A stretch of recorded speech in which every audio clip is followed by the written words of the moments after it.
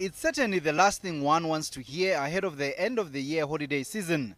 But unions say retrenchments are common ahead of the Christmas period and into the new year. The concern, though, is that there's certainly a spike this time around and job cuts loom across all sectors of the economy.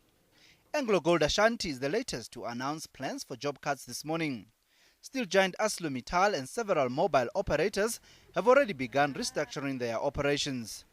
Solidarity is involved in 45 different retrenchment exercises, and it cuts across all sectors, and big companies are involved, and the companies mainly follow the same modus operandi, where they commence with a voluntary separation package exercise, and thereafter they continue with forced retrenchments. And another unique feature of all the retrenchments we're involved in, it is not wholesale retrenchments, it's basically a right-sizing and a streamlining process that is taking place at most of the workplaces. While most retrenchments are expected in the mining and manufacturing sectors, Labour analyst Andrew Levy says the public sector will not escape the pinch. Treasury has already announced plans to freeze unfilled new posts in government. The public sector is the one to watch right now, because that's going to set the scene for next year.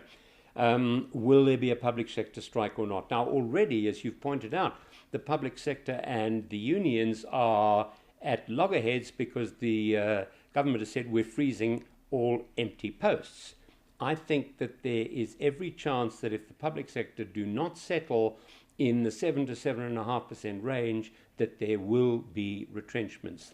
Slow consumer demand for goods and weak demand for commodities globally are blamed for slow economic growth.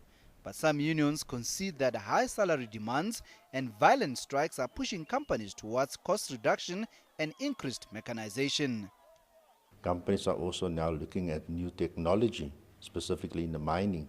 And if you look at the labor unrest in the mining sector that lasted for 5 years, that has not also improved confidence and investor confidence in this country. So people are now sitting on their hands. They are not going to make any moves because the future is very uncertain. Analysts say the prospect of a national minimum wage next year will also force companies to look at the size and structure of their operations. Luta Mutlogelo, SABC News, Johannesburg.